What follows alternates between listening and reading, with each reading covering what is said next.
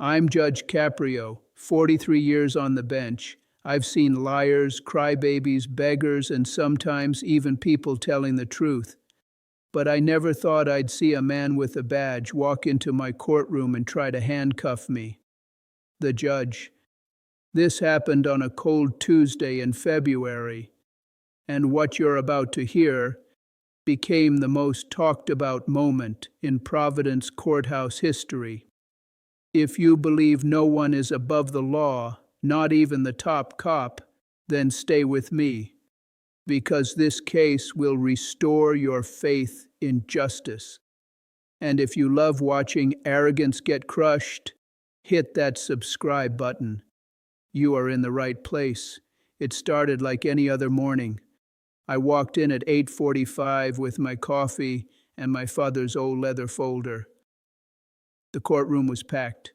Standing room only. That was my first clue. My clerk whispered, "Special case, Judge. Number 77349. I looked at the name. James Richardson, 52. Charged with contempt and obstruction of justice. Normally, that means someone mouthed off to a judge. But when I looked up, I did a double take.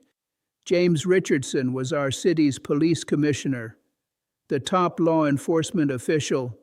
He stood there in a $3,000 custom suit, an Hermes tie, Italian leather shoes, a Rolex that caught the light every time he moved.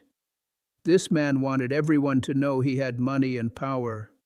Next to him was his high-priced lawyer, Marcus Webb. They both had that look, the one that says, "We are better than everyone in this room." On the other side stood Assistant District Attorney Lisa Chen, young, talented. But today her hands were shaking. She was nervous. And that told me this case was much bigger than it looked. I banged my gavel and asked, "Why is the police commissioner standing in my courtroom?"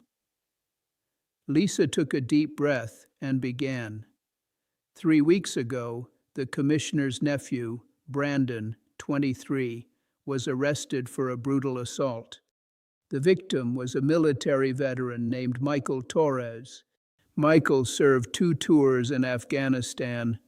He came home with PTSD, a permanent limp, and a job as a hospital security guard. He had a wife, 3 kids, and a 7-year-old daughter battling leukemia. The police report was clear.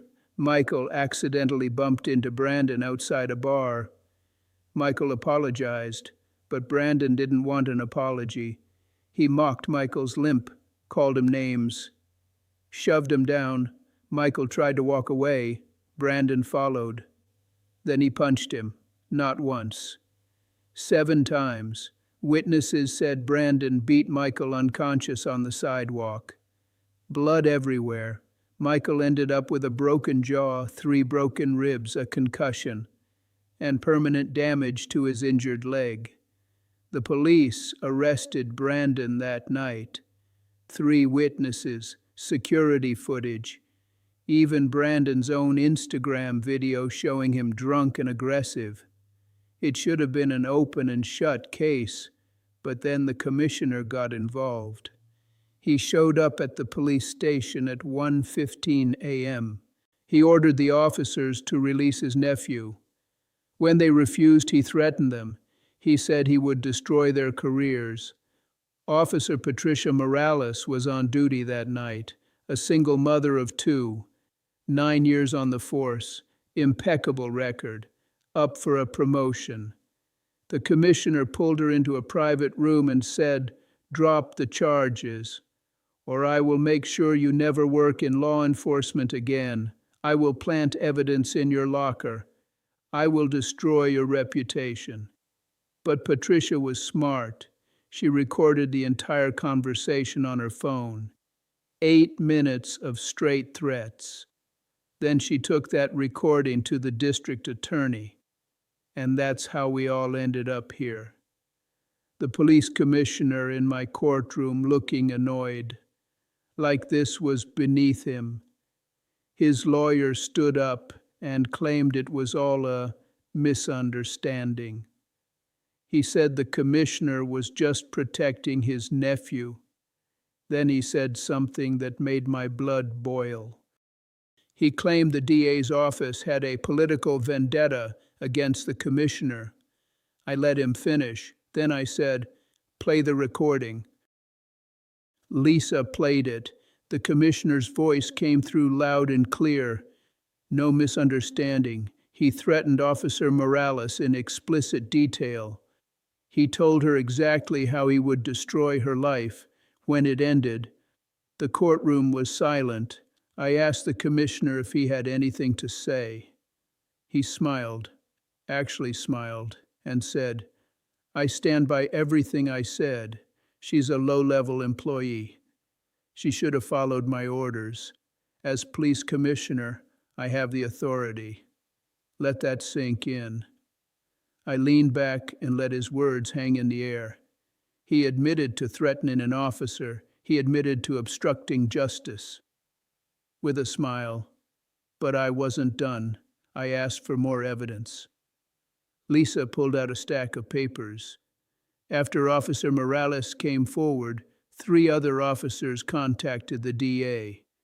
They said the commissioner had a pattern of protecting his friends and family, forcing officers to change reports, destroying evidence, even creating a VIP system for certain people. At least 15 separate incidents. The commissioner's smile was gone. His face turned red. Then he did something shocking. He stood up, pointed at me, and said, "Judge Caprio, you are out of your depth. You're a small-time traffic judge who got lucky on the internet. You don't have the authority to judge me. I've dedicated my life to protecting this city. And now you want to crucify me for protecting my family? That's what power is for." The courtroom erupted. I banged my gavel 3 times. I asked him if he was finished. He said no. He called me a joke. He said I had no real power.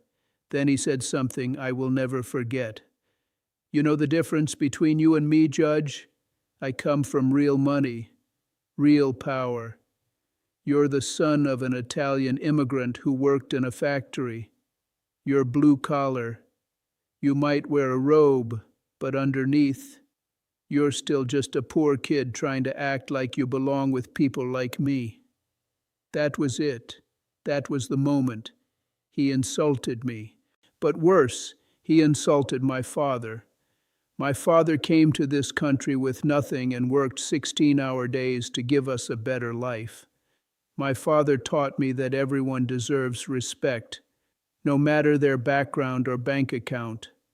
I stood up, looked him in the eye, and told him to sit down and be quiet. Then I asked Lisa if she had anything else. She did. She pulled out a screenshot from the commissioner's private Instagram.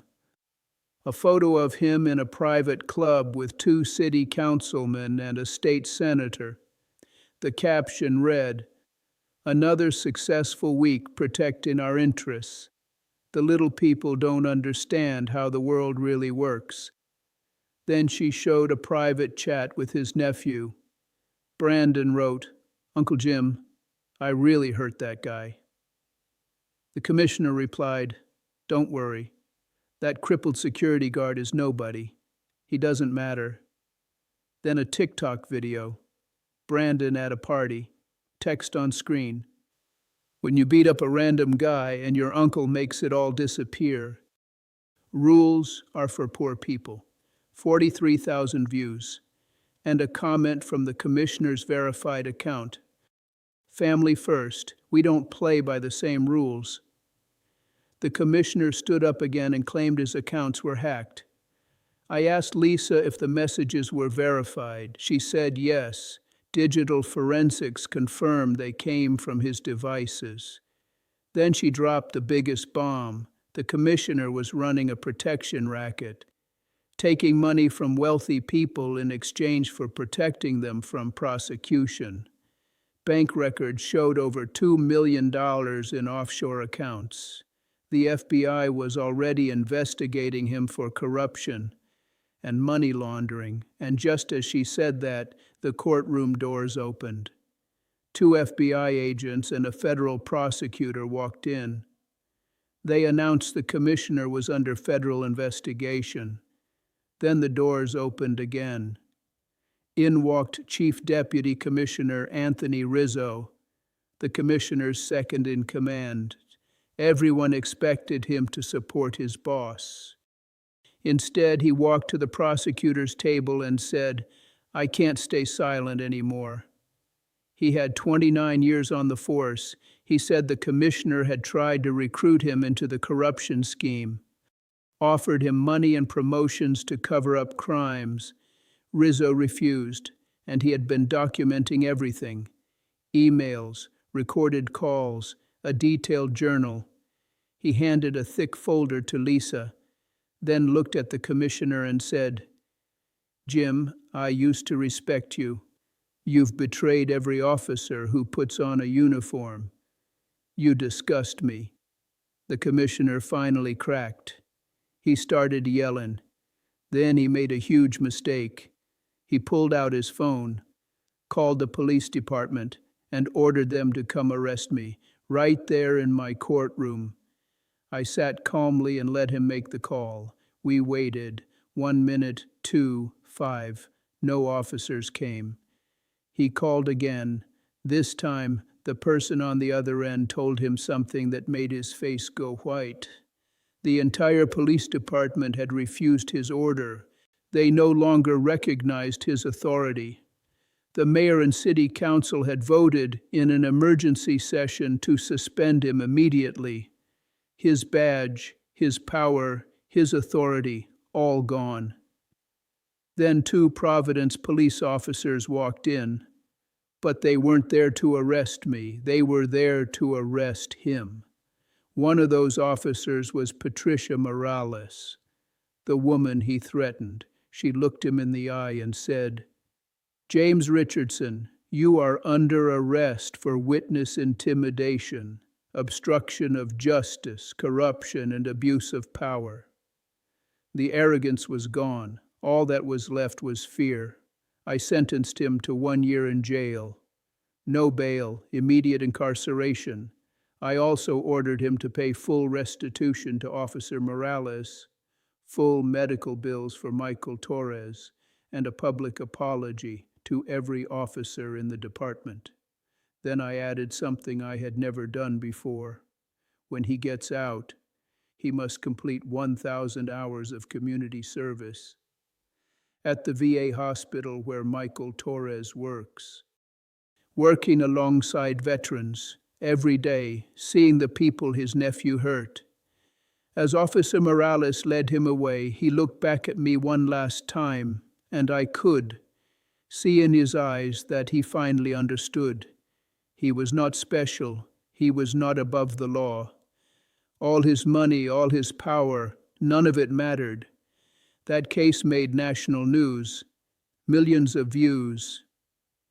2 weeks later, the FBI arrested him on federal charges. He's looking at 20 years in prison. His nephew was also arrested. Without his uncle's protection, he pleaded guilty and got 3 years. Officer Patricia Morales was promoted to sergeant, then lieutenant. Chief Rizzo became the new police commissioner, working to restore trust. Michael Torres recovered. His daughter's leukemia went into remission. He still works at the hospital, helping people, because that's who he is. And me? I learned something that day. Standing up to power is never easy, but it is always necessary. The moment we make exceptions for certain people, the moment we say someone is above the law, that is the moment justice dies. My father used to say, a judge's robe doesn't make you better than anyone else. It makes you responsible to everyone else. So remember this, justice is not automatic. It requires good people to stand up. It requires courage. It requires integrity. And it requires all of us to demand that everyone, no matter how powerful, be held accountable. I'm Judge Caprio, and in my courtroom everyone answers to the law.